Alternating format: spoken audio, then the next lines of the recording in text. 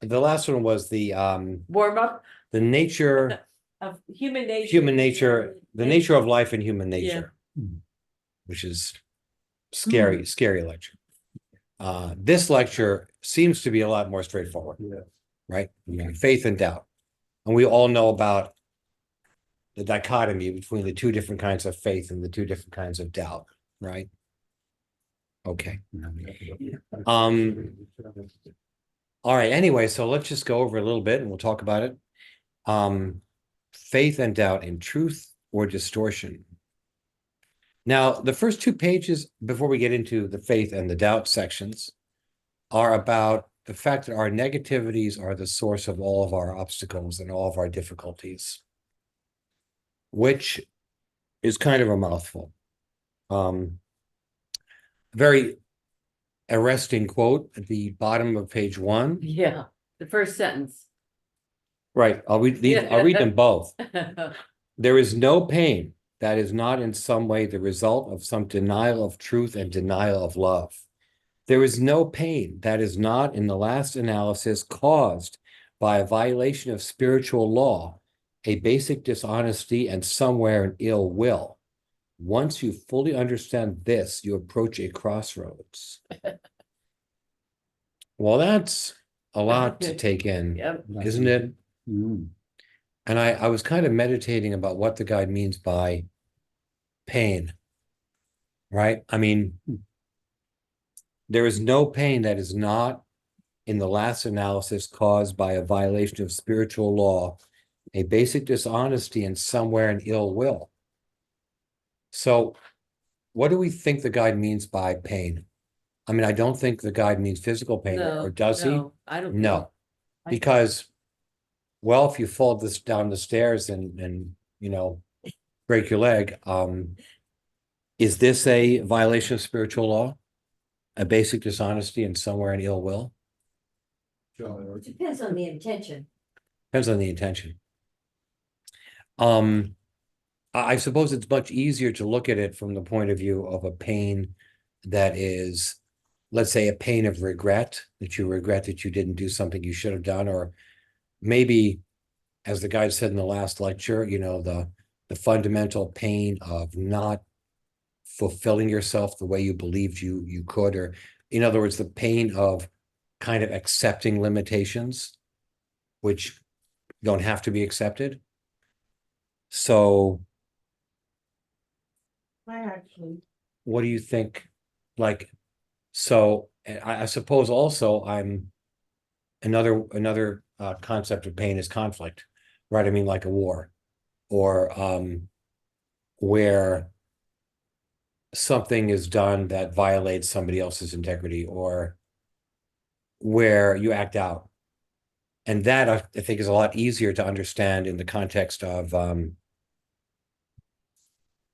a violation of spiritual law, a basic dishonesty, and somewhere an ill will. So, but this is a very challenging sentence, couple of sentences. And the implication is that if we didn't violate spiritual law, if we weren't dishonest in some way, or if we didn't have an ill will in some way, we wouldn't have pain.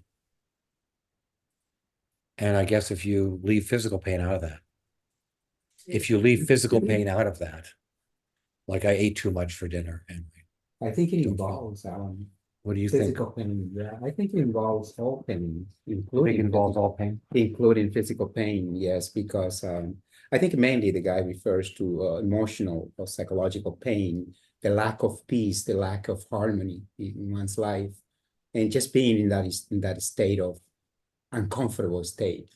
You know what I mean? That the state where you're not at peace, when you in disharmony, right? But I think it also involves a physical pain, because that means we attract these even accidents, you know, like you say, you fall down the ladder because of steps, because of you need to go through that experience in somewhere, you know, along the way. I mean, life, in this present life or in past lives, you violated physical law, and you needed to go through that experience, and whatever pain it causes it, so that you can, you know, go through that suffering and hopefully eradicate, Right. you know, that experience, whatever negativity is down there. No, well, I do say I like that because I think that seems to me that's consistent. In other words, why should one pain be subject to this and not other kinds of pain? I think I mean, I like the consistency of that. And of course, you could say that obviously, when you keep your body in good shape and you exercise, you eat well, and you're in harmony, and that's something you specialize in, I know, as a chef and also as a man. exactly. When you are, I mean, we have a feeling about how we should treat our bodies, right? And we often don't treat our bodies the way we should. We don't get exercise. We don't eat properly. But when we do, then we're in harmony. Yeah, We feel a kind of sense of absolutely. vibrance and vigor. Well, take gluttony. Now we're talking about food. Take gluttony, for Gluttony. example. You know, if you eat the right amount of food, you're gonna feel in harmony. You're gonna be, you know, okay. Right. And of course, Okay. needless to say that if you pay attention to your body, you're not in a lot of bodily pain. You're not in a lot of bodily pain. I mean, if you do your best to keep your body healthy. Right. Well, all right. So that's the most challenging sentence on the first page. Now, just to recap what he's saying in the first 2 pages, that if you look deep enough and look astutely enough, you will find out that what really obstructs you is the sum total of everything that is negative and destructive in you. So, you know, here we are again. The guide is saying that the source of all of our obstacles and all of our pain is within. It's not outside. So then the guide recaps something that's been discussed in several lectures, which is the concept of the punishing God. You know, when people experience misfortunes, I suppose primitive consciousness is you're blaming an unkind God. Like the crops failed this year and God did that because I sinned. There's a vindictive God. Anything bad, my first son died, got sick, and that's because of a punishing God. So in other words, all the misfortunes that occur, we blame on a punishing deity. Well, at a certain point, you know, mankind rejected that. You know, no, we're not being punished by God. In other words, the idea that because mankind rejecting something that was actually true, which is that in some way we've transgressed, right? I mean, the guide is saying here that our negativity is the source of obstacles and our problems. And the idea was that a punishing God takes vengeance on us either because of our negativity, we weren't sufficiently worshipful or prayerful, right? Or because it's just fate. Like the Greek gods are battling amongst each other, and sometimes mortals get caught in the crossfire. And we get hurt without rhyme or reason. But the idea that we're guilty and we are punished by a vengeful deity was rejected by mankind in the Enlightenment, I would think, Renaissance or before that. And so, in other words, it got replaced by, we went to the opposite extreme, that all of a sudden there's no punishing deity, and things happen to us basically because we're victims of one sort or another. We have neurosis, we have a psychosis, we had trauma as a child. Bad things happen. We didn't have anything to do with it. If I have a handicap of some sort, or if I have pain of some sort, it's not because of me. It's because of my parents, let's say, or because of some failing, right? I mean, in other words, the whole concept is that What happened to me? humanity had to, right, tend in the opposite direction and embrace doctrines that exonerate the individual from all personal responsibility. Thus, you find yourself a victim. So, in other words, from a punishing God to, hey, I didn't have anything to do with this. And I think that that's kind of still very prevalent today, right? I mean, it's basically that people don't have much to do with the bad things that happen to them. Isn't that kind of the transition between the Old Testament and the New Testament as well? The Old Testament was like a punishing God, and then Yeah, I think the Old Testament, from what I learned in Bible school, I mean, the Old Testament, the God of the Old Testament is a God that demands that you perform duties, that you perform not sacrifices, that's the pre-Christian, pre-Hebrew God, but that you follow the laws and the commandments. Or else, And if you don't do that, if you don't follow the laws and the commandments locusts are coming. properly, and the frogs. right, bad things will happen. So, I mean, the Old Testament, right? I mean, I think it's said that the God of the Old Testament is a vengeful God, often described in the Bible, right, as a vengeful Well, God. there's a lot of stories too. It's like the Adam and Eve story. Adam and Eve, Moses because Adam and story. Eve wanted to be like God, they got kicked out of ate apple and they got kicked out of the garden because they wanted to have the knowledge that only God can have. And then what happened to the Egyptians when they didn't let the Jewish people go? They got The smoked. 7 plagues. They smote the Egyptians, right? God I smoked mean, the it's like so, and then Jesus comes along and says, Jesus comes along and says, there's only 2 commandments. love your neighbors yourself and love the Lord my God with all your And heart, these all your 2 mind, with all your commandments are strength. So just right there, that was like going away from like, thou shalt not, thou shalt not, thou Right, shalt not, thou right. shalt not. But I do think we live in the middle of a culture where basically bad things are externalized and not directed back on the self, Oh, of course. needless to say, right? Well, that's Victim. how I always felt until I got into the Pathwork. And then I was like, oh geez, I'm doing this to myself. Yeah, so that's what the guide, It's not when you realize that, you're like, oh no, that's a big shift. so then the guide, just this first 2 pages, he says, top of page 2, when you speak of problems, you really only deal with the manifestations, the results of this inner negative nucleus. So this negative nucleus, what he says, a negative cluster, many of you in this path have by now come face to face with your negative attitudes. The negative nucleus, the negative cluster, that is one comprehensive whole. Or perhaps it is a series of negativities strung together. It is an ongoing chain reaction, really a vicious circle. You may start out with the concept of finding your problems. But when you speak of problems, you really only deal with the manifestations, the results of this inner negative nucleus. So whereas somebody on the outside, so to speak, says, I've got these problems, and who's responsible? My parents, my job, Trump, society, the drugs I'm taking, big pharma. Big farmers. They're responsible for my pain. Tobacco industry. Tobacco, asbestos. But the guide says, well, guess what? Here on the Pathwork, we say, okay, the responsibility adheres to this negative nucleus that we have allowed to exist, or that we're not confronting. He says, when you go beyond the surface manifestation, the problematic life situation, you find embedded within a wall of protective covering the lower self attitudes, intents, feelings, thoughts, and actions. That's pretty heavy. So What page is it? top of page 2. But once you arrive at this juncture and fully comprehend the negative nucleus, a secondary phase needs to follow. All right, so now, like, we see that we're in deep shit and we caused it. But that's frightening. Even though the guide says it's positive because you're losing your self-deception, then it taps into a fear.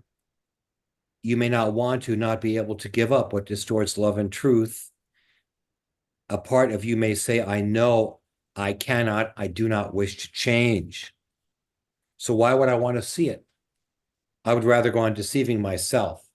This is why people follow.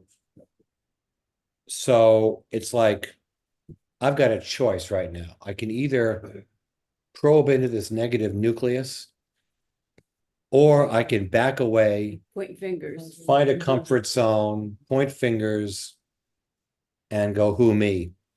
Nothing to see here. Yeah, so the distinction is who is me? Who am I? Who am I? Yes, Right. that's the whole thing. So if I identify with my faults, then someone else reflects back to me, right?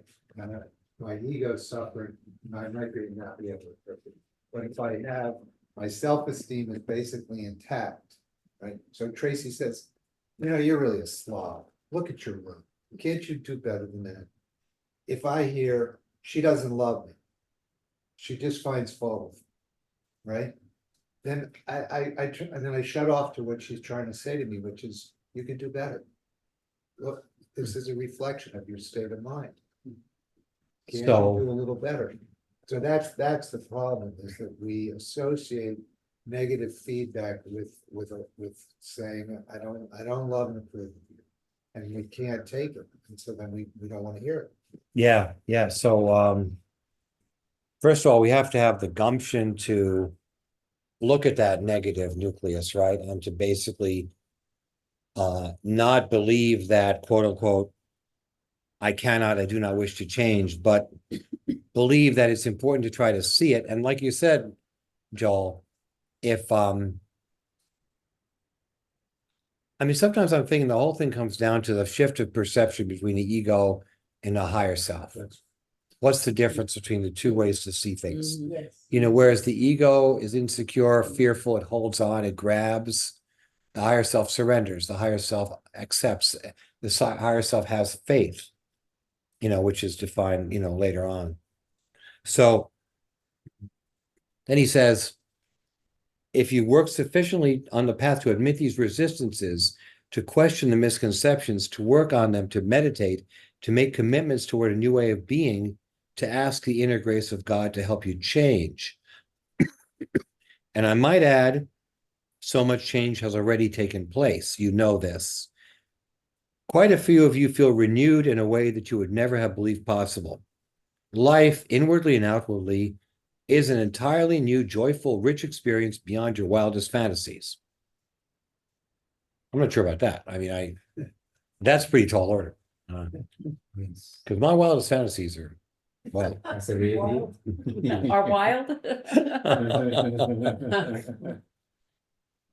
but basically the guide is saying that those who have arrived at the full recognition of their negative nucleus, that creates their unhappiness, their guilt, and their self-destructiveness, but cannot find a way out, will find this lecture not only helpful, but necessary. It is meant to help you overcome the specific hurdle of changing, as you have already overcome so many other hurdles. And I assure you, my friends, you are in full possession of the tools that I'm privileged to give you, and that you're privileged to make use of. There is no hurdle that cannot be overcome. So also with this hurdle. So, I do think that probably all of us feel we have surmounted some hurdles, and that we've found some joy in surmounting some things that we didn't maybe believe we had the ability to do. And that's certainly true. I think we feel, and I think that kind of goes to the core of this lecture, which is the concept of justified faith, for lack of a better word. The faith that builds on your experience and the experience, your experience reinforces the faith. Once you go along this road of self-confrontation, where you have the humility to explore this negative nucleus and to admit that it exists, and kind of take the road of self-facing rather than the road of nothing to see here. So the rest of the lecture is about 3 or 4 pages about faith, and then 2 pages about doubt.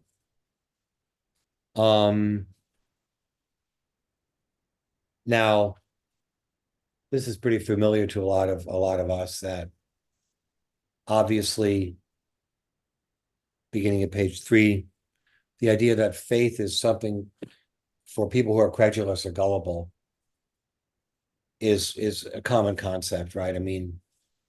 Blind faith, when you're supposed to accept something without thinking about it.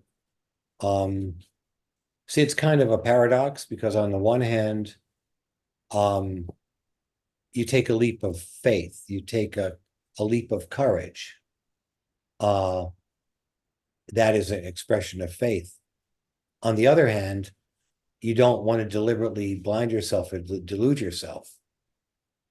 So in one sense, this idea of faith is taking a risk.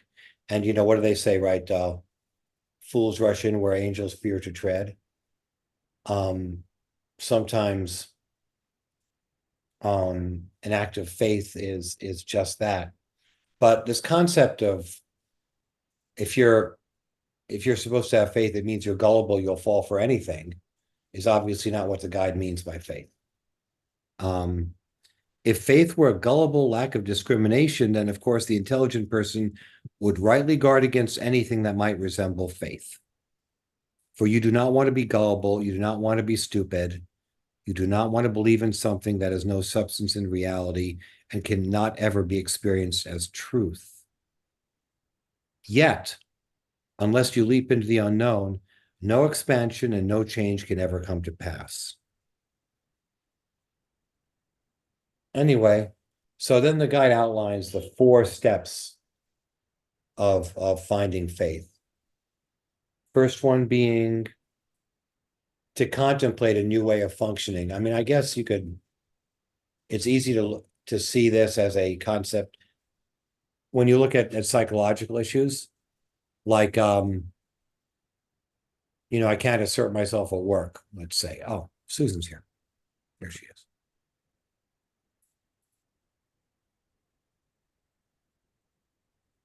Hey, Susan. Hi. Hi. We're here. It's only you and Beverly who's in cyberspace. Oh, I'm here, Tracy, Teresa, Marion, Joel, Barbara, and Jose. Juan, I mean. Yes. Anyway, so Especially James, all right. faith and done. Just a James. Sounds like me.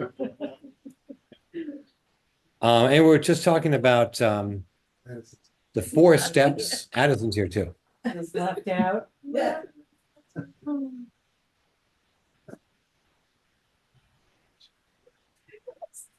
So anyway, the first step is to Oh, you got to see this. You come to Jose? You like Jose? I know. oh, Uh-huh. so precious. Yeah, Oh, like Jose. Love you too. I think somebody has faith, either Juan or the dog. Yeah.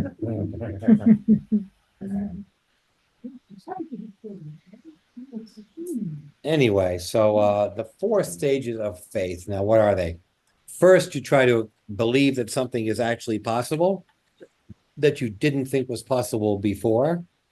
Like, I can become a doctor. I can go to medical school. No, you can't. In other words, you conceive of the possibility that something you could actually do something. If the mind is closed to any new idea, none will come. So the process of making room for a new, as yet veiled possibility is a substantial first step in practicing and acquiring of faith. It is the first step of faith, the faith that something may exist beyond your present vision. Well, I think that's pretty straightforward, right? Hey, Susan, when you take a leap into the unknown, you're prepared to participate in some new venture, you're visualizing something that could be possible, then that's the first step. This may be a new idea.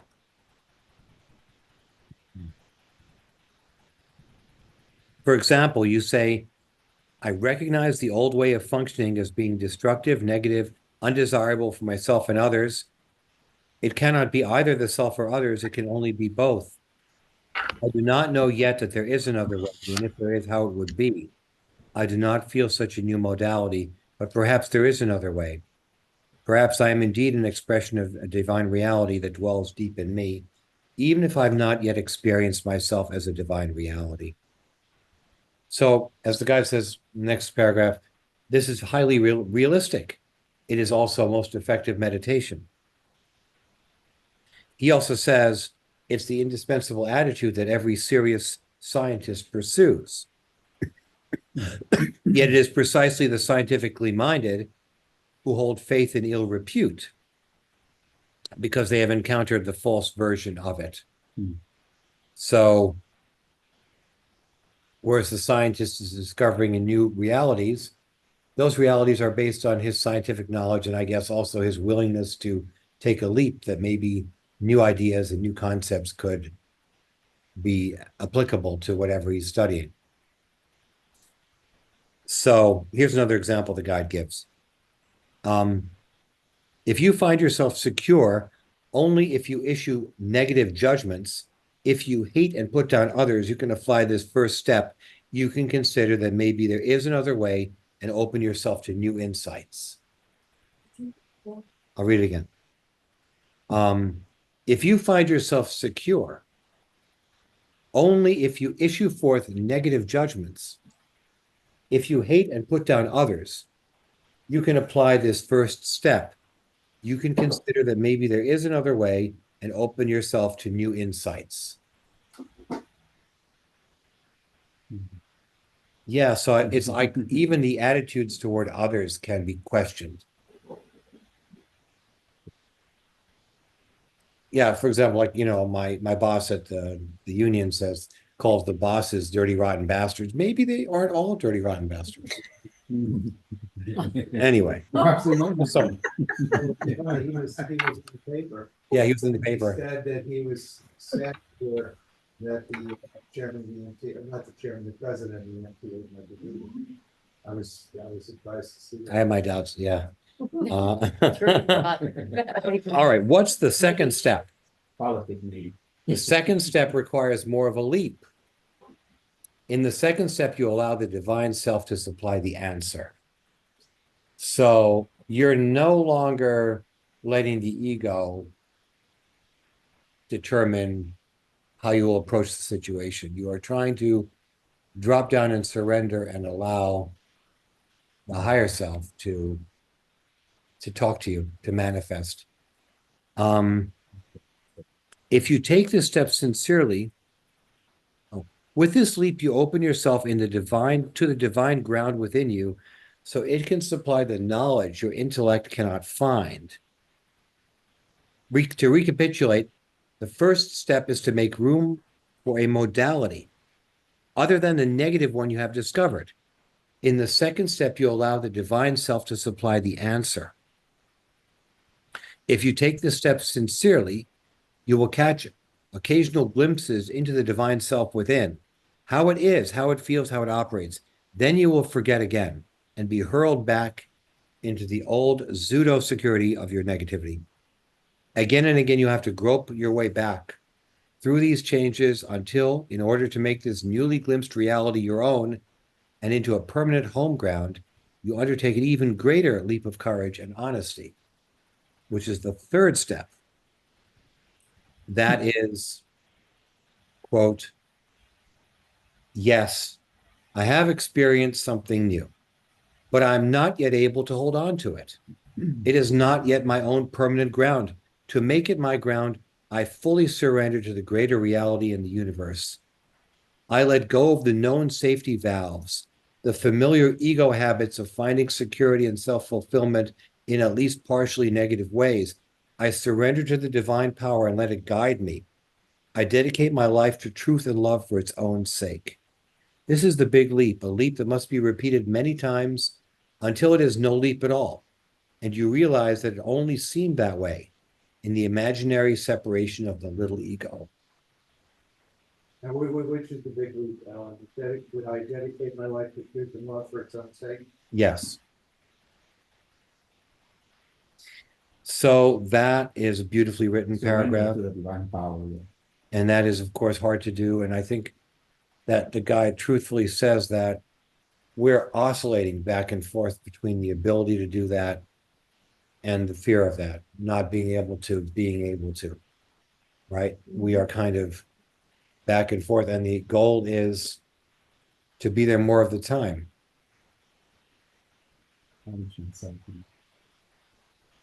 At this point, you are no longer in the total unknown because you had gained glimpses of reality in the course of the second step. If you truly question yourself with all the logic and reason at the disposal of your mind, you will see that you're really not taking so much of a risk. If there is no such thing as divine reality, what you have to lose trusting in it? You would find nothing but what you already know. But should you find that it, middle of page 5, but should you find that it exists, if its manifestations are no illusion, then surrendering to it is indeed the only wise and reasonable thing to do. Indeed. Indeed. Isn't that So, just somewhat similar to like either you're connected to your higher self or you're disconnected? well, I suppose so. I mean, I think it's kind of like, you know, when you can't really make the electrical circuit work and you're struggling with the wires and you move the wires in a certain way and then all of a sudden the light's on, Mhm, but then you move your hand a little bit and it's off. mhm, And you're in a situation where you're trying to make something work and you're kind of like jerry-rigging it, mhm. and then the light's on, it's on, and then it's off. And you're trying to find a way to keep it on. Right, and so Right. what I find is if I'm trying with my ego, then it's usually I'm struggling. And even if I'm getting where I want to go, it's painful and When whereas, it's off, you can't like, until you experience it being on at least one time. yeah. Oh, you When don't it's even off, you don't even know, know you that just it, no, have this like inkling. right, until you But feel it there's the first something time, better, right, but then when you finally get it. make a connection, that's the building of the faith. Right, and then once you do it the first time, then you know what it feels like. And then disconnecting and trying, Right, and then practicing going back into Yes, it yes, comes easier the more you yes, practice. exactly, Yeah. exactly. This is like the whole coming home metaphor, you know, or like in all these movies where people try to recall something. They have a feeling that they know what things were like and they're trying to, and all of a sudden they're back there, something like that. Let me So ask a that's, question, so. yeah. Why don't I have everybody answer this too, okay? So I just start with myself because, and then the question I'm asking is I would like to hear your experience about the connecting to your higher self and disconnecting. So what happened to me is that when I first started Pathwork, I was rarely, if ever, connected to my higher self. Which doesn't mean that I wasn't being a good person and doing good things and trying hard, and I was always, generous and truthful and all that, but I wasn't connected to my higher self. At some point in the Pathwork, I felt that, it's a physical sensation. When you're connected, it's just like you're on your pin, dead center, right? You saw the green girl. You just know you're exactly in alignment with the mothership. You're beam me up, Scotty, and you're beamed up. So what I experienced, and here's what I like all of you to say to me, is this zigzag. So I would get connected, then I would disconnect, then I would get connected, then I would disconnect. And as time went on, the periods that I stayed connected expanded, and the periods of my disconnection shortened.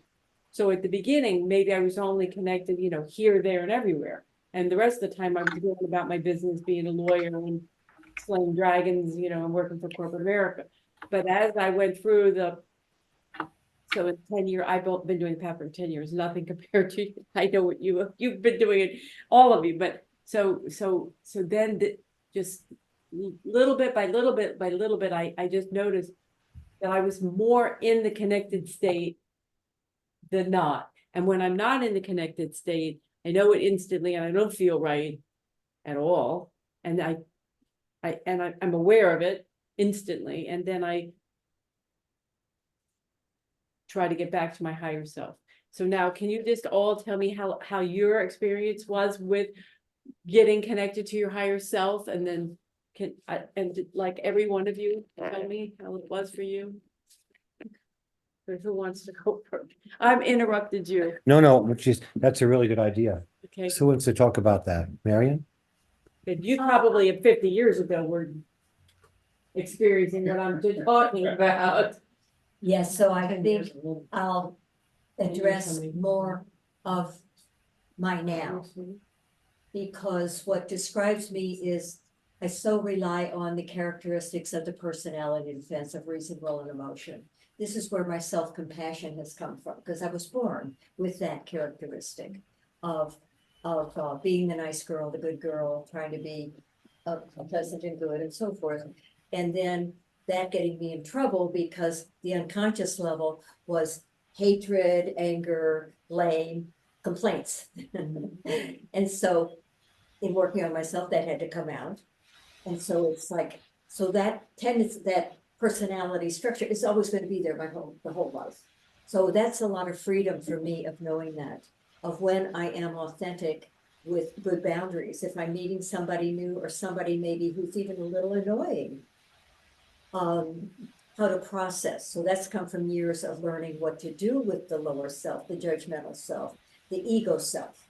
So all of that, doing all that work for so many years, it brings me to the now of a new place of being, what I call stepping into the void that I've never been in before.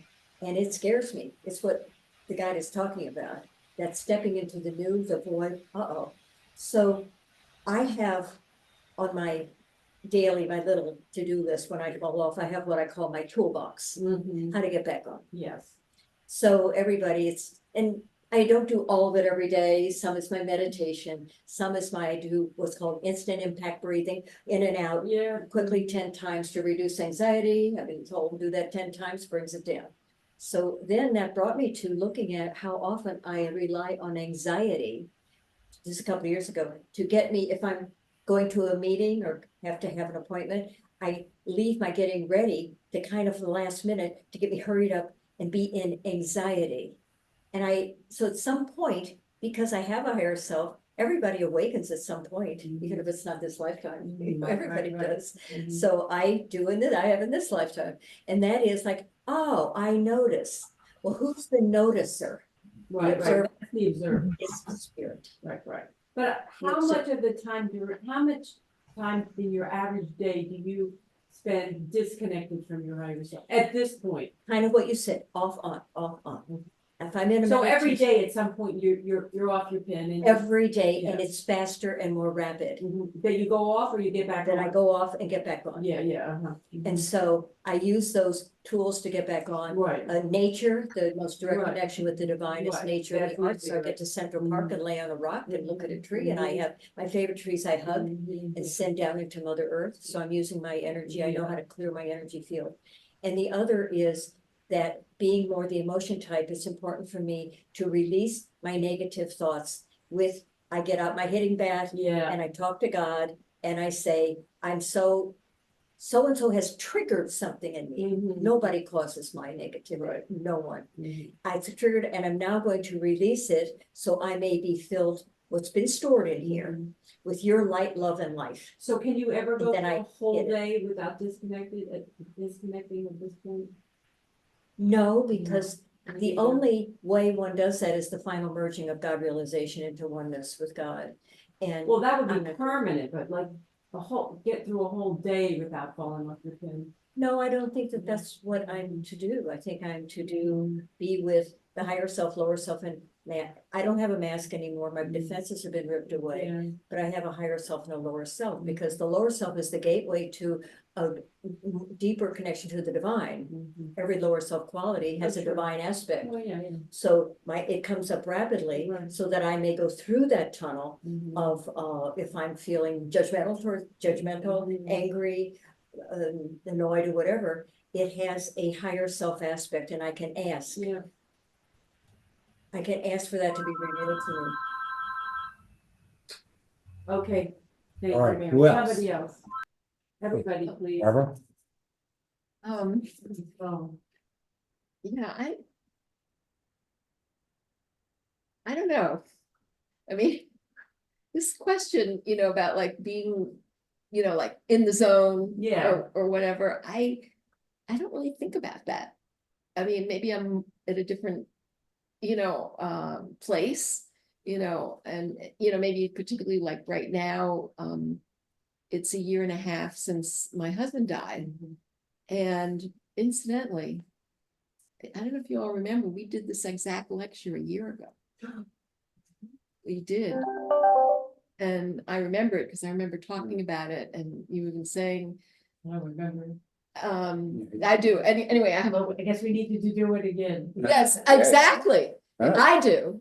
I do. Early, since we didn't even remember we did it. Yeah. Well, I just remembered so much the faith and doubt, so much, because I was having, I had a lot of sadness then, Yeah. you know, and so in my life now, I still have sadness, but I pinch myself sometimes. I feel like I can't believe this, you know, like that I could be Okay, happy, yeah, okay. yeah. My kids are so supportive. I have great friends, you know, I'm involved in, you know, my artwork and I enjoy it. I had this in March, I did this big initiative of being my performance persona, and I did a walk to 6 monuments in Manhattan that depict historic women, and I had people come with me. Some met me at the monuments, and it was big, it was a very successful event. And it's like, and then anyway, I don't want to go into all the different things that, just sort of feels like I go back to the beginning of the lecture saying how, like, once you get rid of your negativity, you have this great joy. Everything, you're in Barbie land, you know? Right.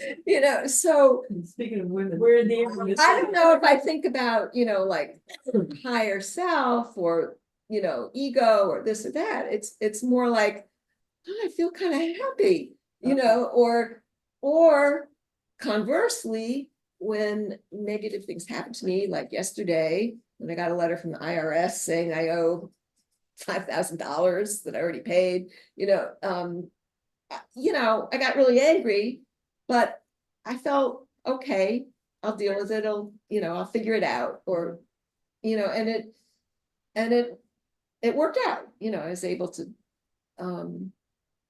so, and even so now, like, I think about like even though I'm happy with things with my children, I feel so supportive, there are issues where I, with both of my children, and where I would like something,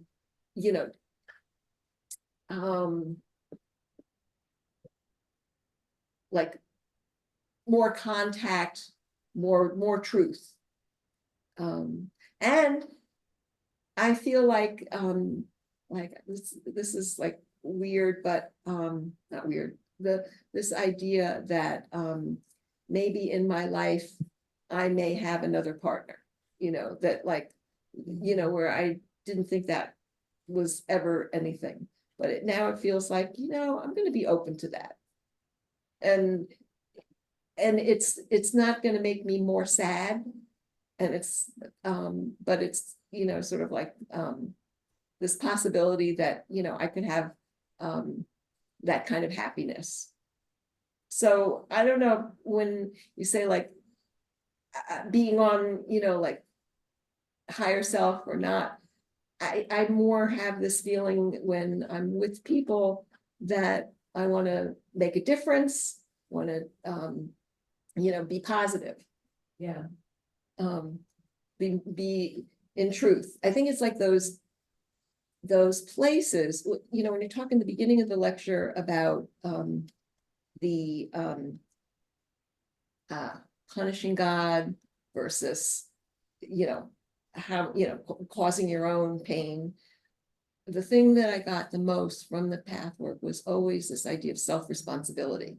Right. And that when I'm faced with those points, where I know, like, wait a minute, there's something not right, that I can step back and ask for help. So I guess that's how I see it for me. Who's next?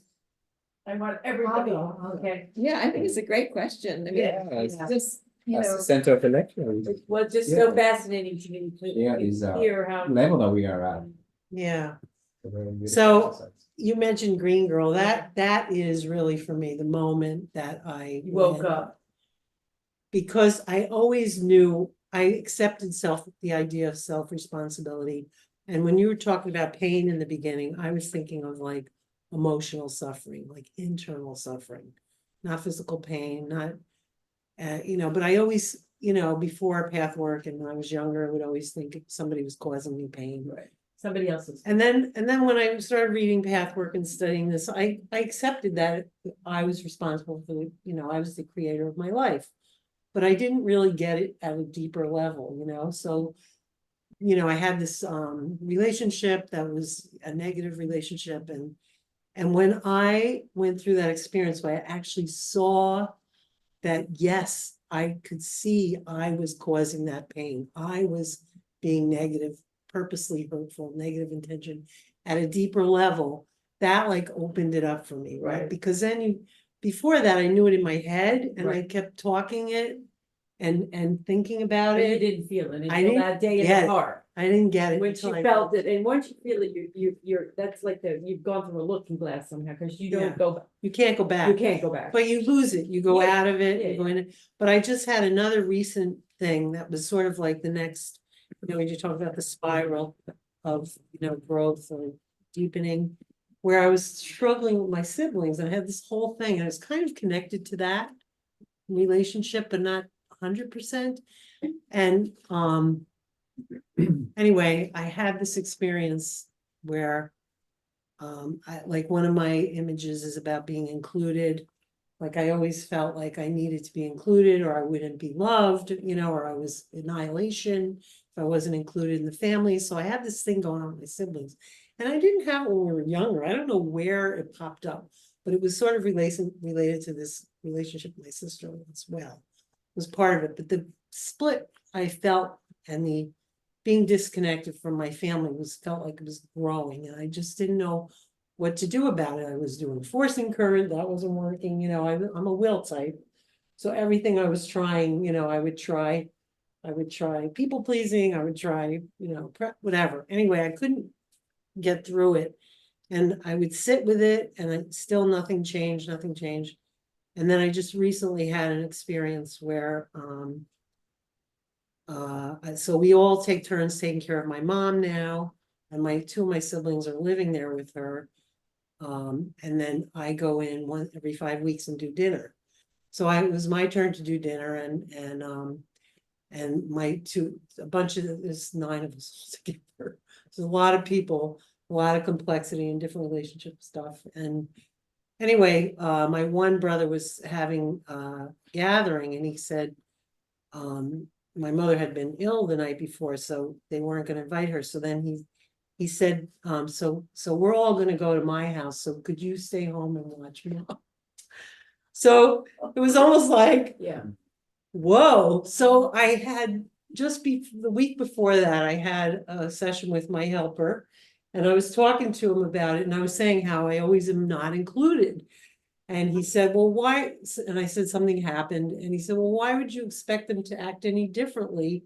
Like, why were you so shocked that they didn't include you? Because that's the way it is right now.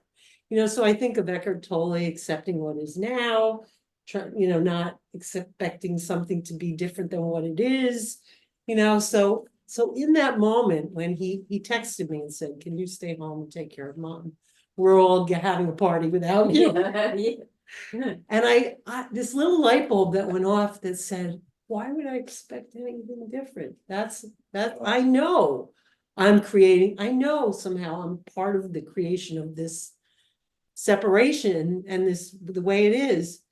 And then I was like, it has been kind of crowded at my mother's. It'd be nice to just have time, me and her together, and let them go, because it is kind of crowded. There's so people all the time. So I actually felt differently. And I think about these steps, like you have to imagine something differently. And I was always trying to imagine what it would be like where we were not separate. And then the second step is like, you can't really control what it looks like, it's almost like you have to just like let the universe do it.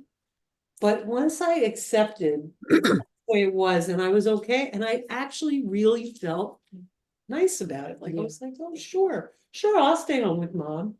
The next day he calls me up and says, so mom's not sick anymore. Do you want to come? Yeah, And I said, holy shit, this was an example of you change the way you look at the world changes, yes. you And know? also, as soon as you change the way you looked at it, you let go. I let go of the And then- pressure. Yeah, and I then didn't once, have to go. no, and also see, Pete, one thing I've noticed with, I always think about you. Because you struggle with your grandsons, you were all in when they were younger, you were babysitting them up and down, and we do that with our grandchildren, and I know at some point, they're not gonna wanna be with us, that's just, and that's normal. And so I'm a little bit like, not cautious isn't the right word, but Marion is in my mind, and it's like Prepare, right? she gave Prepare. you gave, I know exactly what you did because I can do the same thing. And then when the inevitable happens, which is they become teenagers, they're not interested in hanging out with grandma anymore. Edith's grandma. And so suddenly, your place in their lives can feel diminished, and it can be very painful. Same thing when you have your kids, if and then they also, so it's interesting, back to you, I have, a similar experience with my daughter.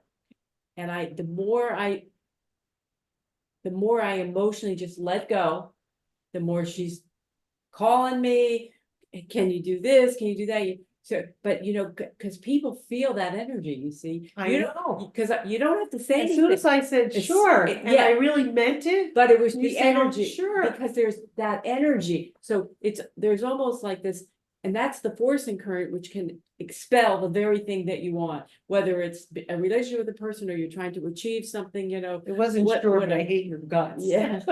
So But that's, yeah, yes. just, and that are totally 101, yeah, you have to just, I love it, he has a very simple saying, we suffer when we're in conflict with what is. We suffer when we're in conflict with what is.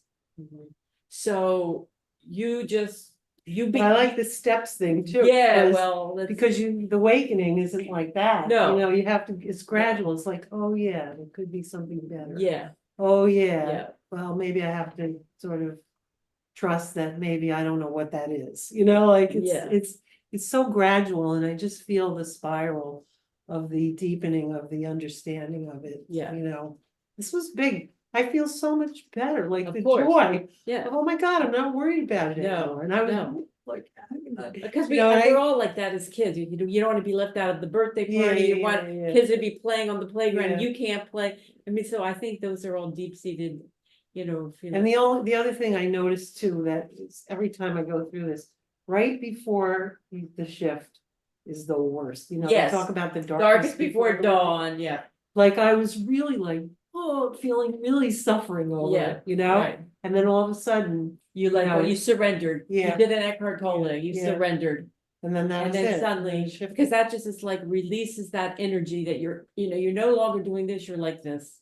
Yeah. And then that just somehow, because everything in the end is energy. It really is. Everything is energy, vibrating molecules of energy. And that it's really very, at the end, it's very physics oriented, which is sort of.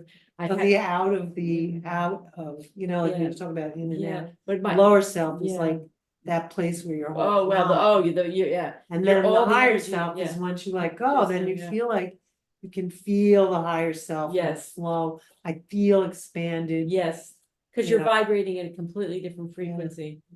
One of our best friends is a nun, and well, I guess you have to be Catholic to read that. Anyway, I said to her. No, you can be Anglican. Oh, you can. Yeah. So I said to her, Sister Buddhist.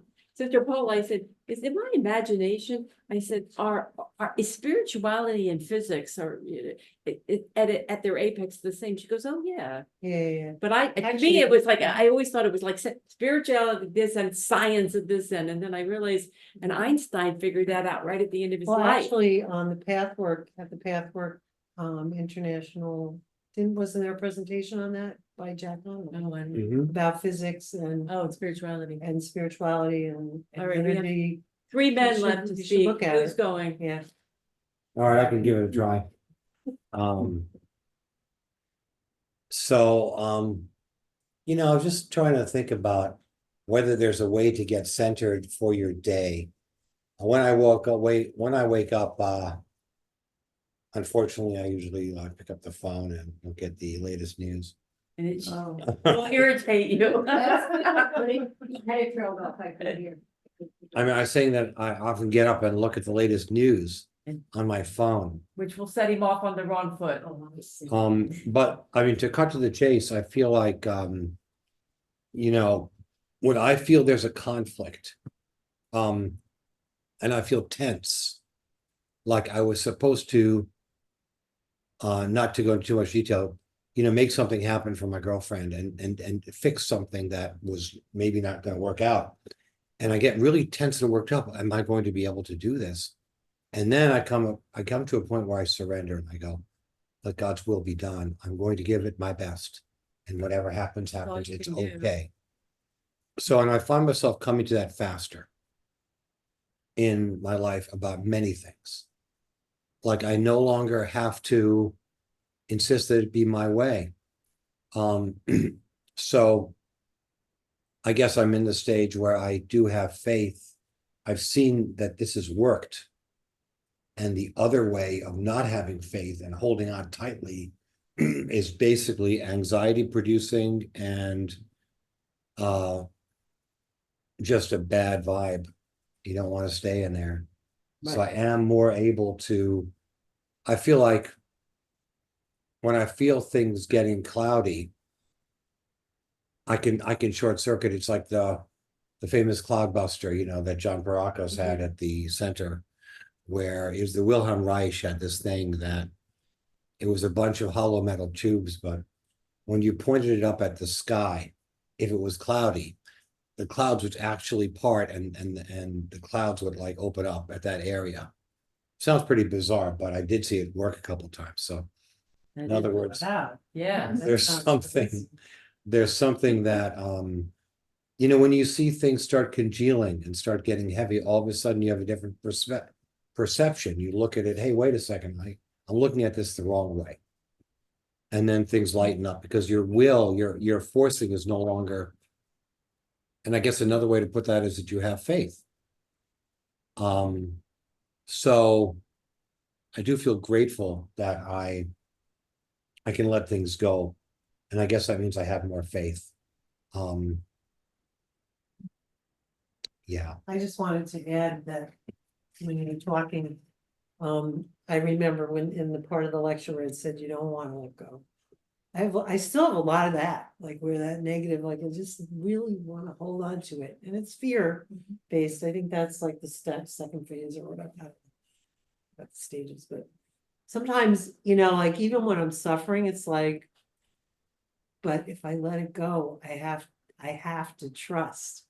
And I want to hang on because I don't want to trust. I don't want to have faith. Like I still sometimes have a lot. Well, and then we had a lecture on that recently, how you feel pleasure in the negativity too. You're just like, and there's a certain pleasure in. Oh yeah, negative. Yeah, right. Yeah. So, well, if I've given my power over to someone else, because I want to get something, even if it's on an unconscious level, then when I'm in my negativity, it's an attempt to get my power back, my anger, my hate, my revenge. That's the ladder of negative emotions. When you go up them from depression, revenge is much more energy and revenge than depression.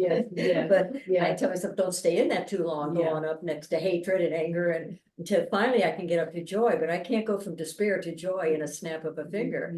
That's not realistic. But if I go up the ladder of negative emotions, I start feeling empowered, and then I can see that, I gave up my power to try to get something and had someone else as my source, then depression even is an attempt to get my power back. But revenge is a little more powerful way to get but not acting it out. But it feels powerful, but then when you get there, it's not, No. It's go on to the next level. So going up the ladder of negative emotions. What is the ladder of negative? Yeah. Well, I've got several lists. It's like despair and hopeless.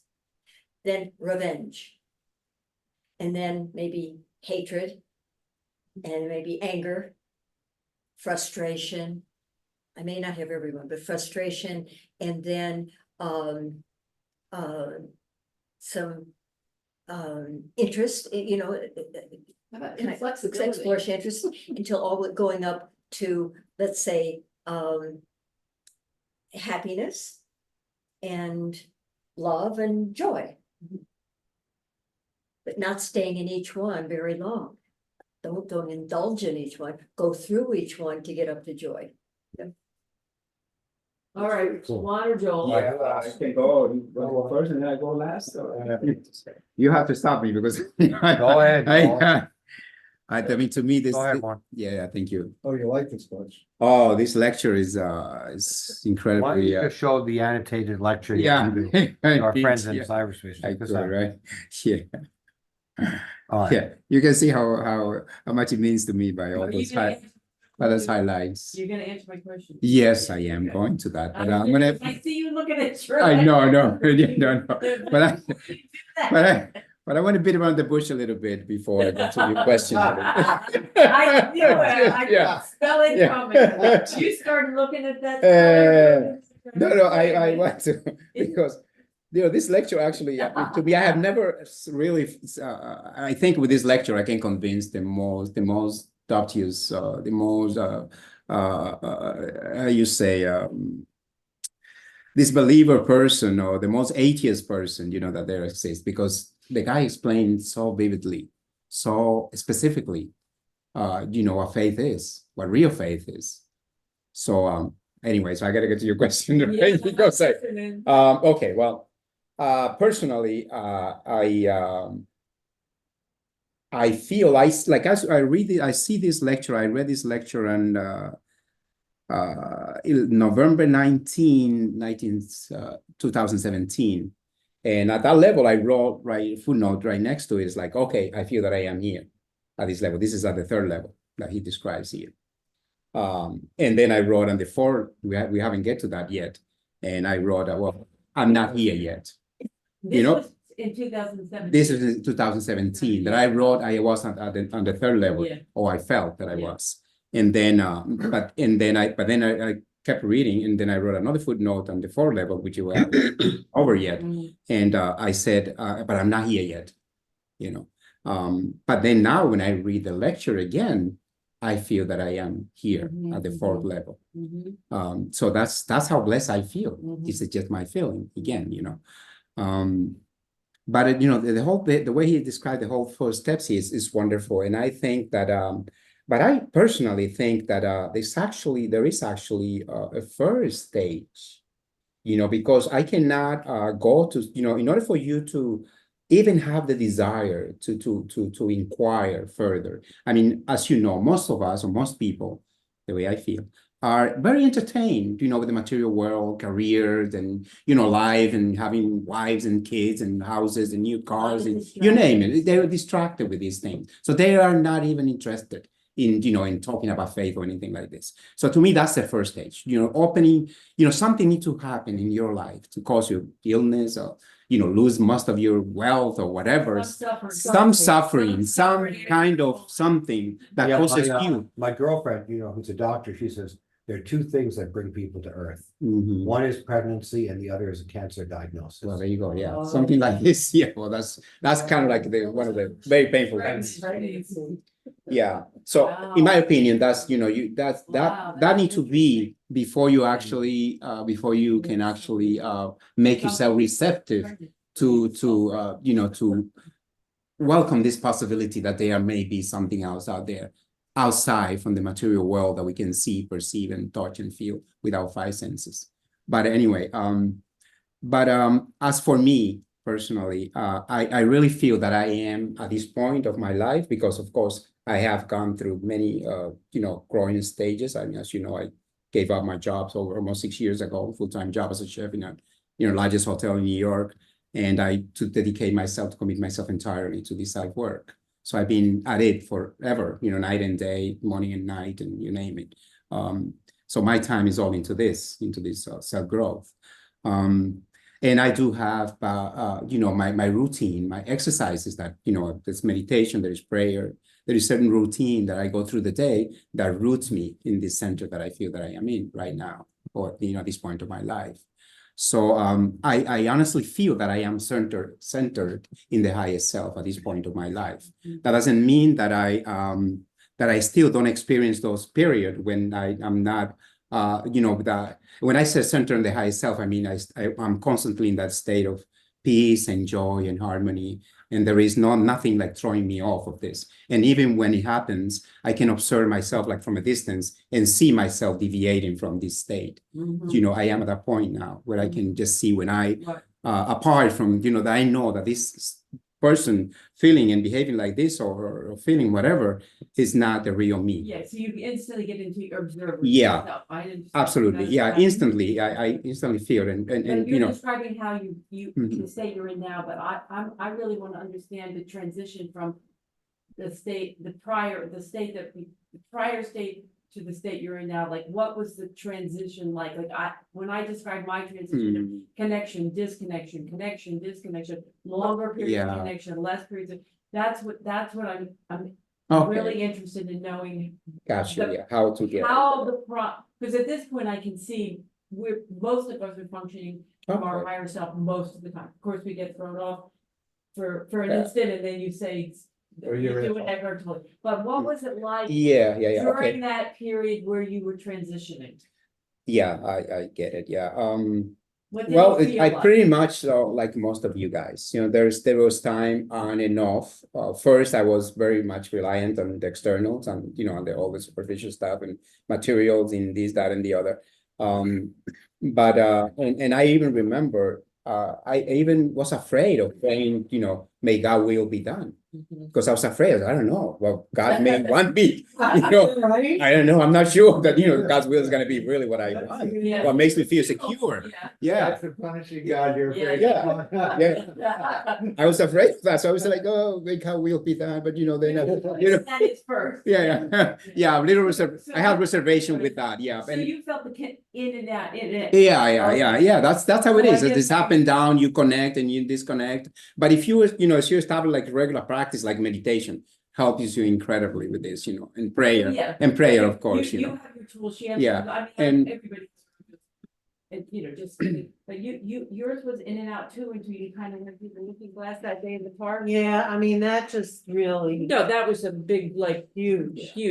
because you can't go back. No, you can't go back. So you had, like, I didn't ever have one big, but it was just like Yeah. in and out, and then I noticed, oh, wow, it's been like all day and I haven't fallen off my pin. I talk about being on my pin. It's an expression, doesn't matter.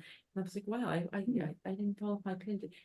Whereas, it would have been like, at the beginning, it would have been maybe connected, for a nanosecond here or a Yeah, nanosecond. well, I had those inklings. Well, yeah, on and off. But then you had that one big moment. Yeah. So yours was more like gradual Well, process. Yeah, I like to say also that I have found for myself personally that like when you actually, there is a point when these are like up and down, and you trust and distrust and you go on like this, and sometimes you trust, sometimes you don't, and sometimes you want to see some proof of what you expect. But there is a point when you reach that surrender, and you do surrender.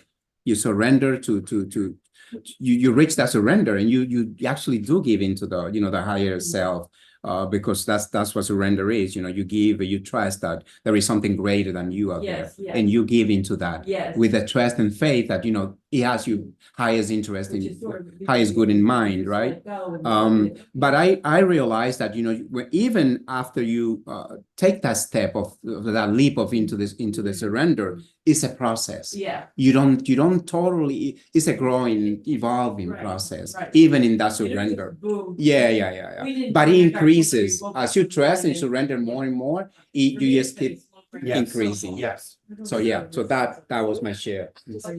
Say that, you're talking about, having more time, in the higher self. I think that it also goes back to the very, very beginning of the lecture, where it says, like, are you willing to get to like look at your negative nucleus?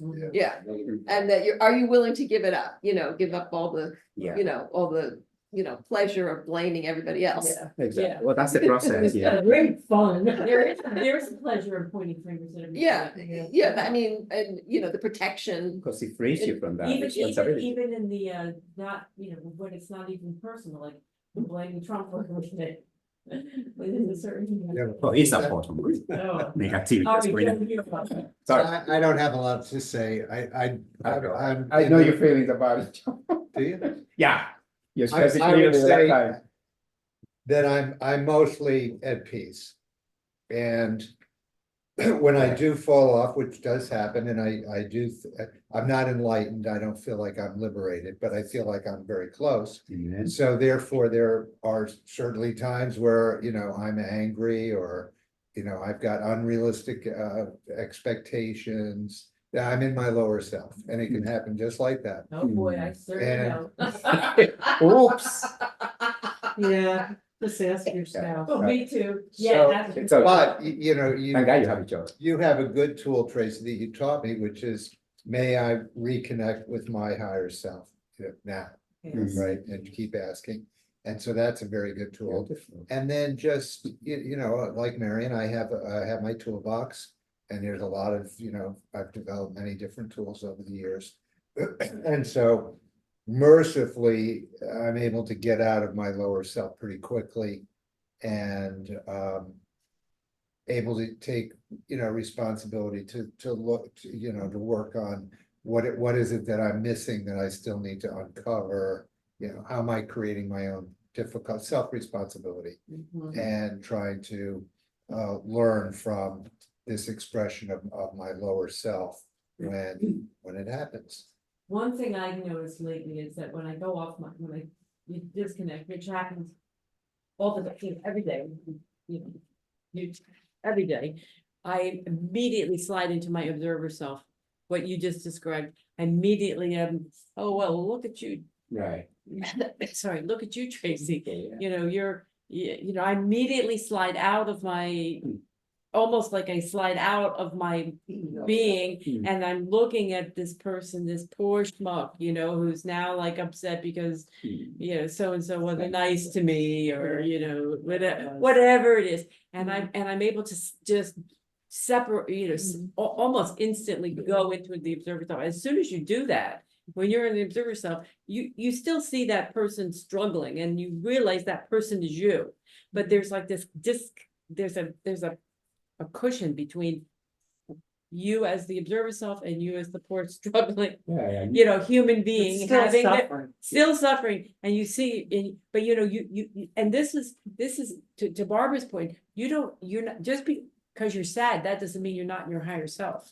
You can be sad and be very much in your higher self. Yeah. So, there are times when you're going to be sad, and you lost your husband, you're going to be sad, and that's normal, and so, and there are all kinds of reasons to be sad, and most of them involve people that we love very much suffering in one way or the other, or dying, or, and that's, I mean, if I think too much about Gaza, I'm very sad for the suffering, that's taking place there. I know I can't do anything about it, but pray, but, so we're not expected not to, I mean, we are having a human experience, and one of those experiences is to have the range of emotions that probably are much wider than when you're not incarnate, right? I think, I mean, I don't know what it's like, because I don't remember. I mean, I'm sure I've been in and out. God does but talk about that. Who does? The guy. Yeah. I think he says something like that, like, It's easier to grow when you're incarnate. yes, Because, the friction is here. yeah. The friction is here, whereas, The pain is and the here. suffering Well, is yeah. what causes, right, triggers the motivation. the growth. Grow. No, that's, When you're this, not Edward told me, I incarnate. mean, all the gurus, I mean, the pain and suffering are the treasures, because Yeah. that is the catalyst They are. for the growth. Mhm. And we always resist the pain and suffering because it doesn't feel good. That's it. It's to not resist the resistance. Yeah. So I do a little psychodrama Mm. with my Marian ego self, my human self, who will never be perfect. And so, in fact, I call her belligerent Marian. She has a lot of belligerence. And then my higher self is expansive, going with the universe, is eternal, is infinite, and is like this. And so when belligerent Marion hears that, oh, we're going to expand into the void that we've never been in before, she says, no, I'm no way, Jose. Yeah. Am I going?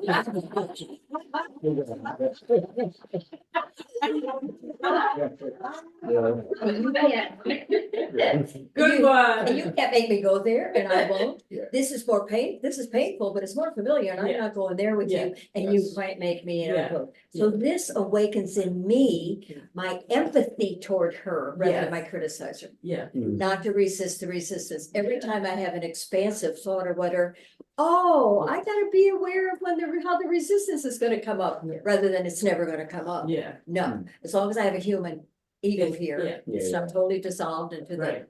oneness with God, Yeah. and she's gonna be there. Yeah. So then I have to turn to her and say, well, is there something we could do together that would be take you into something new that you would like to do that I can hold your hand with? And then she feels a little bit more, I love your Oh, personification of all well, this. let me see, there is that new, The ice cream shop? there's that new latte, there's that new coffee shop that has those coconut milk New lattes. flavor. What did you say? The new Ice ice. cream shop. The ice cream shop, well, mine's the latte, Latte. with coconut milk latte. Mm. And it's she said, well, there is that, then I can say, oh, all right, we'll go do that, and I'll hold your hand, you're always with me, and then she's feeling kind of safe and kind of a little bit like, oh, okay. I got my I'm mommy. along. Yeah, I'm coming along. Now, with that is, this sense of,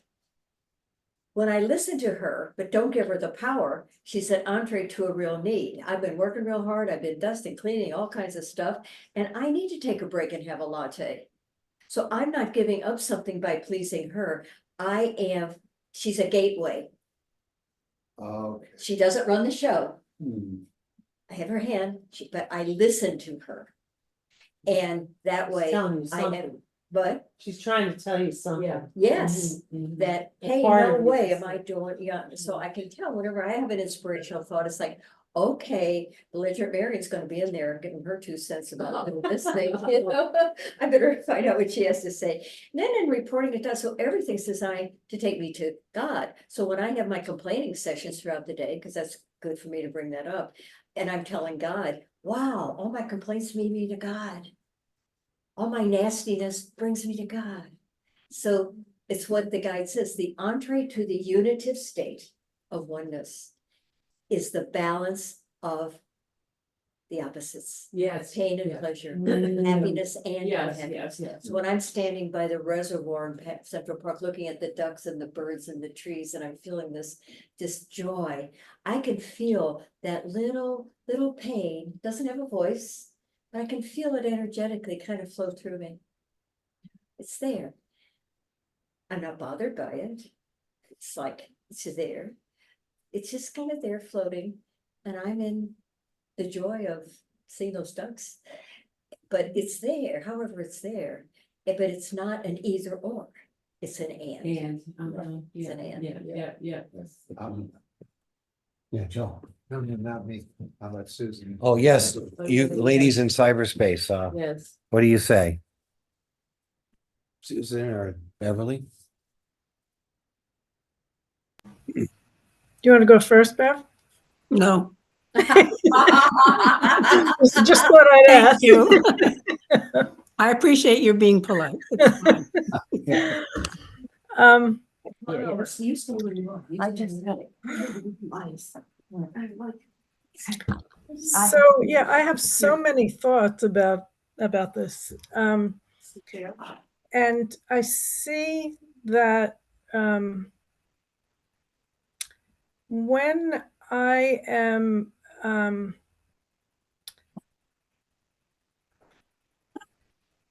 going through a shift in consciousness, a transition period, I have the kind of day like I had today. So apparently I got here late again. Is that right? This started at 6:30. Okay.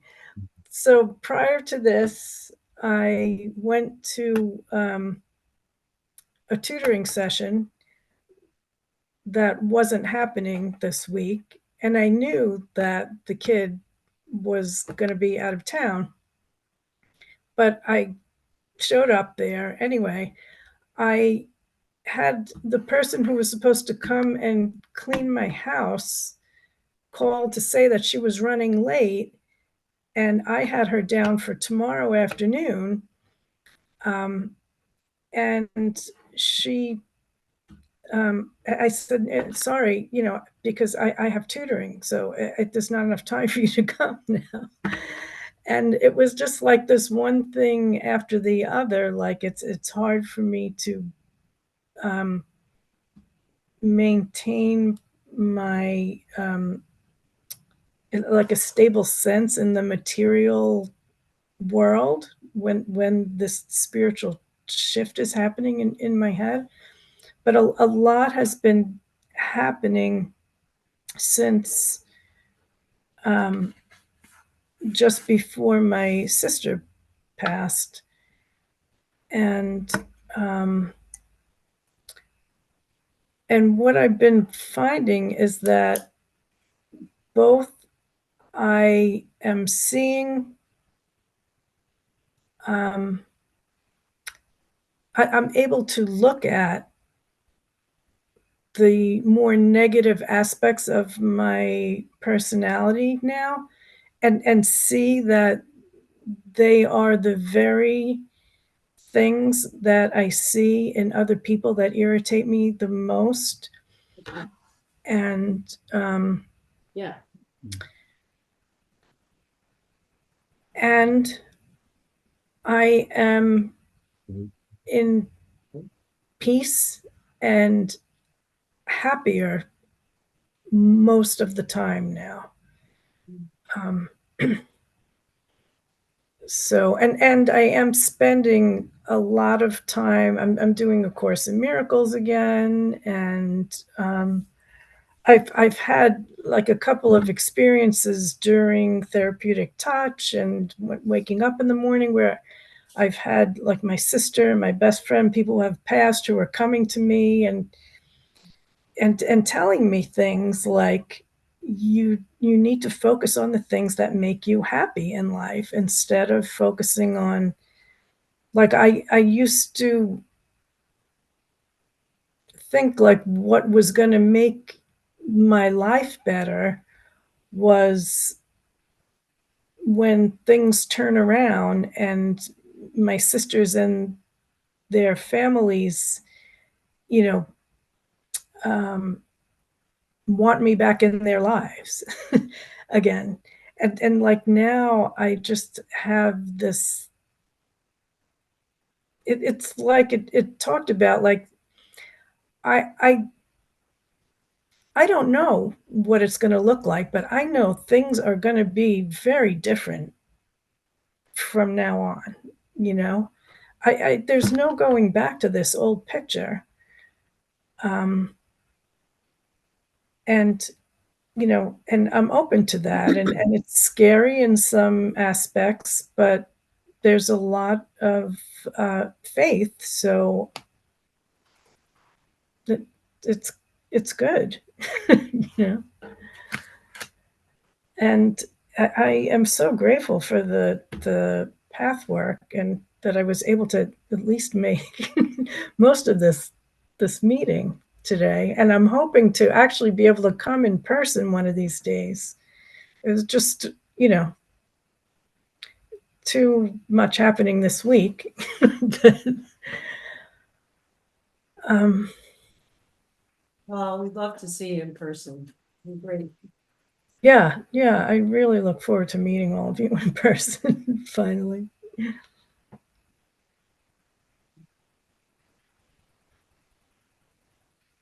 So I don't, does that answer the question, Tracy?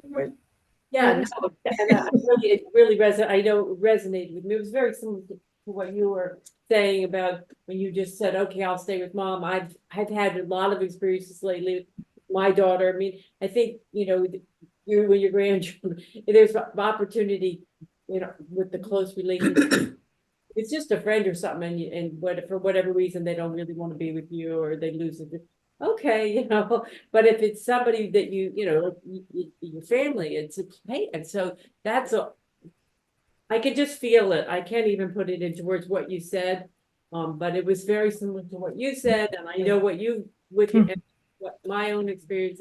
It's just kind of a surrendering, and then you come to peace.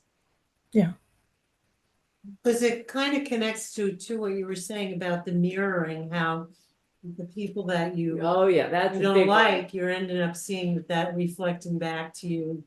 You know, It's your in you, negative- it's your negative own. places. That's another big looking glass to go through in the pathwork. As soon as you realize that whatever you see in somebody else is just a reflection of yourself, that's a real big treasure. But then because that connects also to the separation, right? Yes. So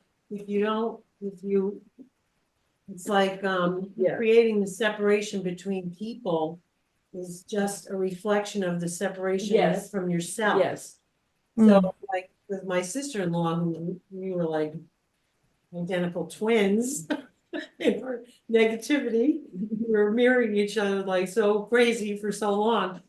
It's just like Marion says, you have to love that. What is that person trying to tell you? Like, what does that part of you need?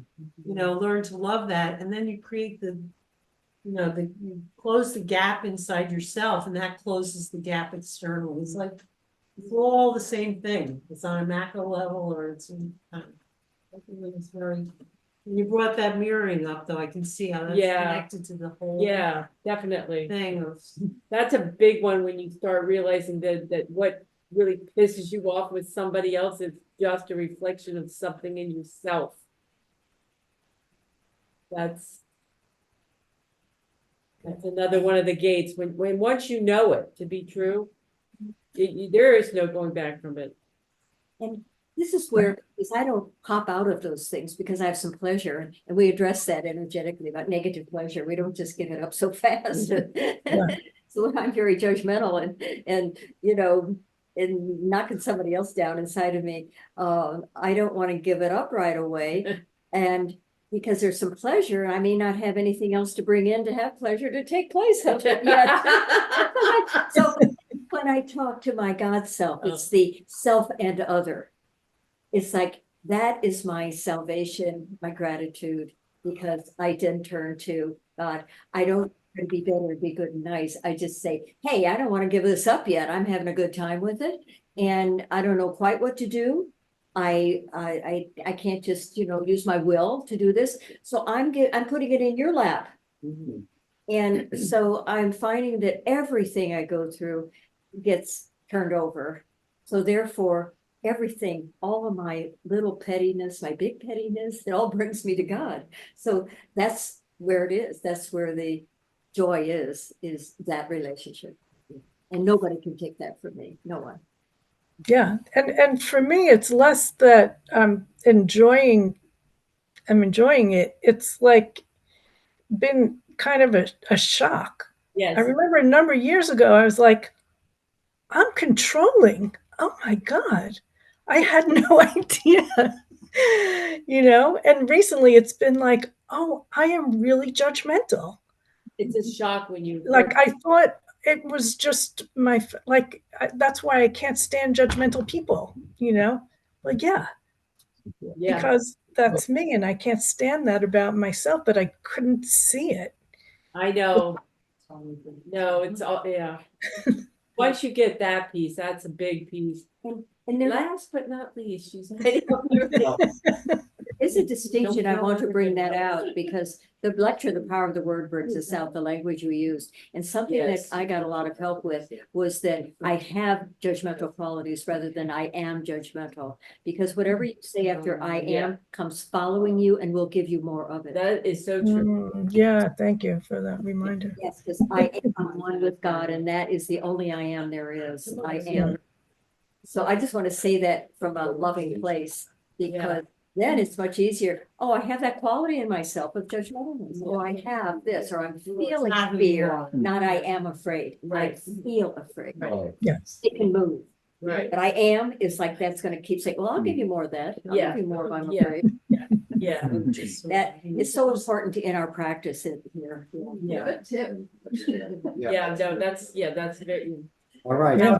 Thank you. so I don't Wait, want, I know, we've got. Beverly, Yeah. we're gonna put you on the spot. Yeah, Beverly, you're not slipping out of this. But That's because I just want to see. Yes.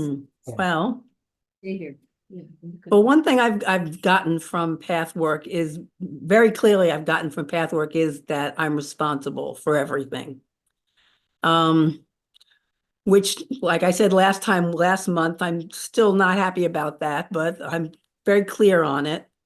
So I think when I find myself not thinking about other people, I'm in my more in my self energy.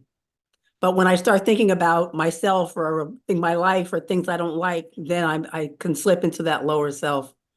So when I'm working and trying to do a good job, I'm not thinking about myself or my struggles, then I'm at peace Yes, until my own criticism of myself comes in. yes, so true, so true. Yeah. So when I was reading the lecture, I was thinking that I thought that I was between step 2 and 3. I'm painfully aware of every negative thought that I have. And I always say, oh, you shouldn't be thinking that. Or I try to surrender it. And I think I'm getting better at it. I'm not judging myself quite as badly for those thoughts. I have to say that Trump is one of my greatest teachers, because I won't go into it, but he's one of my greatest teachers. And I'm getting better at not judging myself for the negative thoughts that come constantly, but I'm always watching for them. Yeah. Wonderful. That's good. Well, back to Eckhart Tolle for just a second. One thing I just, I listen to him all the time. He said, we're asking really for a new species to be born on the planet right now, because we really hit the inflection point. And he said, the function of the brain for early man was to be on alert and to seek and to be aware of danger. It wasn't to contemplate how beautiful the flowers were, to hug the trees, or to notice that the sky was very blue. That was not the function of the brain of the early man. And up until so now we're being actually asked for the very purpose of the brain to be rewired. And we need to, and we have to, and we're going to have to do it. Otherwise, we're going to end up. It's pretty clear what's going to happen if we don't. It's pretty clear to me anyway. We're at the inflection point as mankind. So this is no easy task. And Eckhart actually said a new species is being born on this planet, and we are part of that Part of Evolution. It's an evolution. Part Yeah. of what we see as danger, right? Yeah. Yeah, that is transformed into negativity. Yes. So we're always seeing negativity. Yes. And then, because that's our starting point or our reference point, we're doing that to ourselves. Yeah. Yeah. But I'm not sure that Beverly was doing. Yeah. Yeah. Beverly, you weren't done, were you? No, I'm basically done. I'm just watching myself constantly. You were talking about the negative thoughts, and then it just reminded me that I just heard this podcast about, why, because we all have negative thoughts, and why is it? Well, that the brain is functioning exactly as its original purpose. So now, and it's not everybody, like if you're over in Gaza right now, your brain still has to function like that. It's got to be listening. Is there a bomb coming? Looking, because then you've got to seek shelter. So you're still functioning, that their brains still have to function more as a primitive brain. Bombs are dropping on them. They don't have the luxury to sit in this wonderful group that we're all a part of.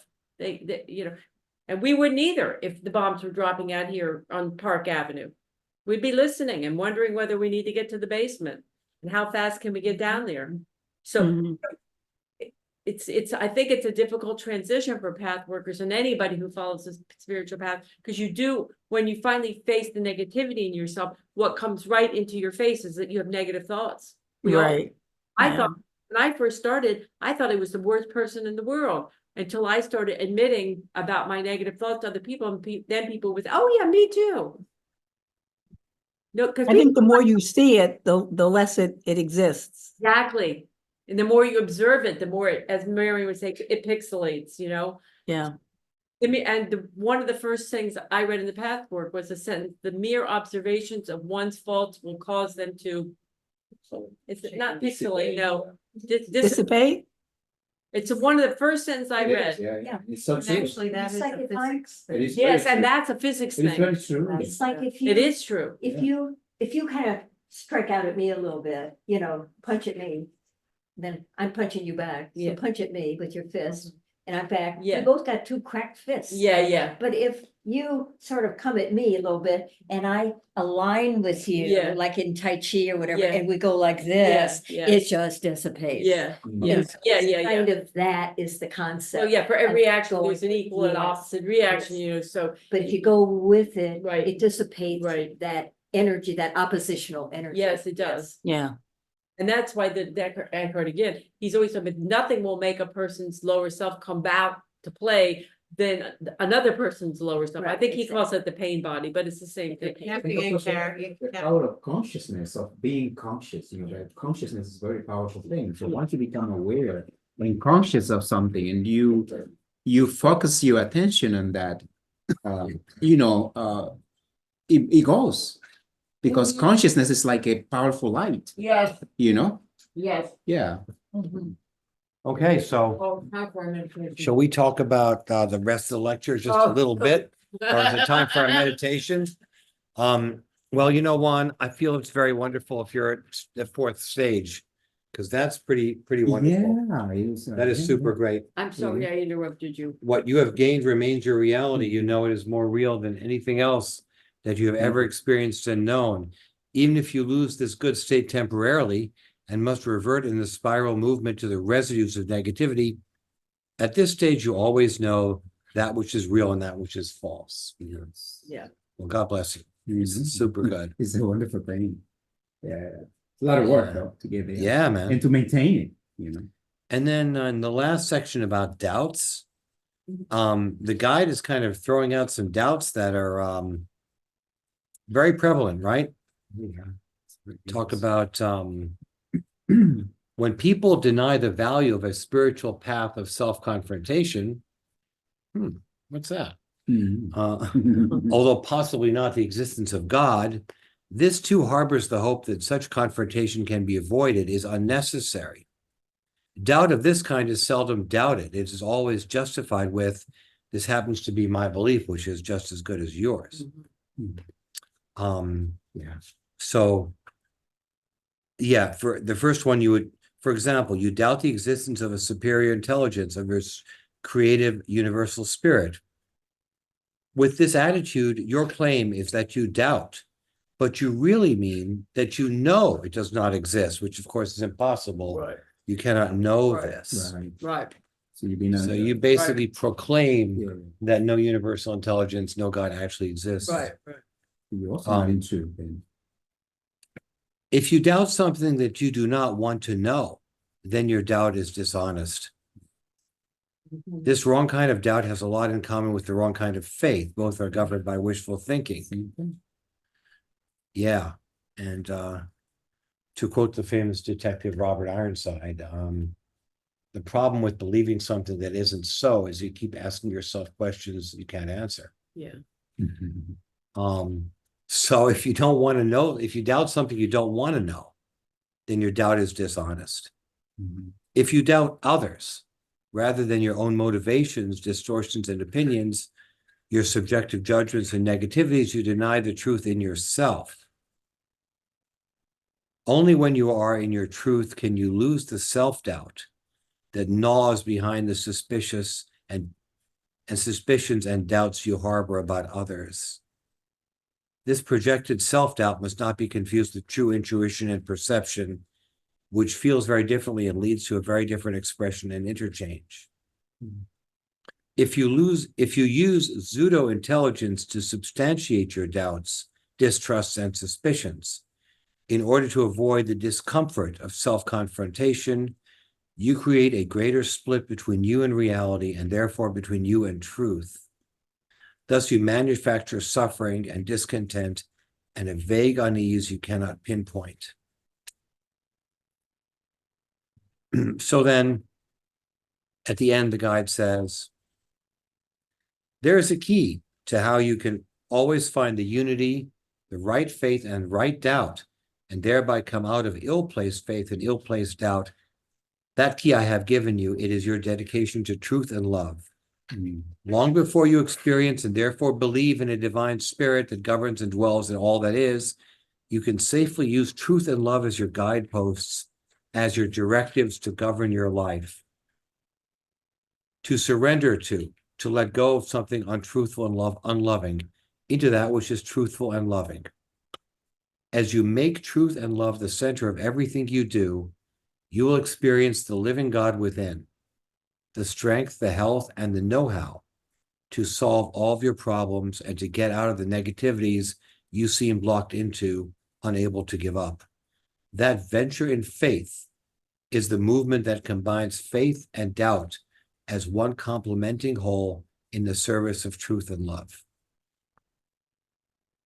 So that's very deep, and that's the subject for meditation, I think. One thing that struck me of this Yeah. session was that where the guy said, doubt your own doubts.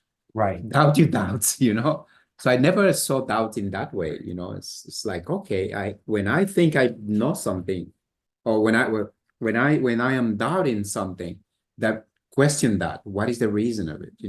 What's the motive underneath of these doubts? So I need to see further, underneath those doubts of why I'm doing it. Maybe like you were reading, is to avoid confronting, those inner reality that do not feel comfortable. Yes, and those, what does it say? Powerful questions bring powerful answers. Yeah.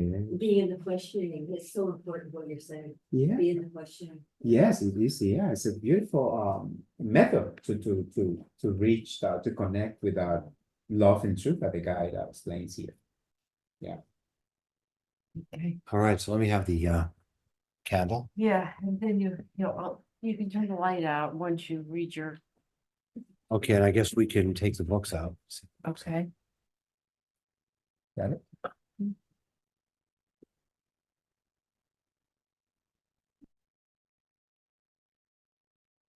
Let me read that passage again.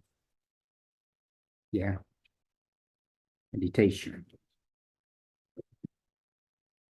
All right, we'll meditate for 15 minutes.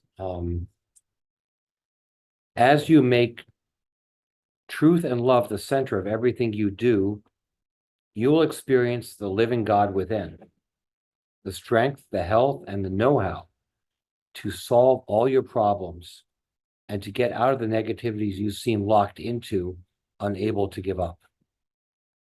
That venture in faith is the movement that combines faith and doubt as one complementing whole in the service of truth and love. Now I shall leave you with the blessings of the divine spirit that dwells within each one of you. Believe in this spirit, have faith in its existence, and it will make itself known to you, for it is the greatest reality that exists. Nothing could be more real and more immediate. You're all blessed, all of you.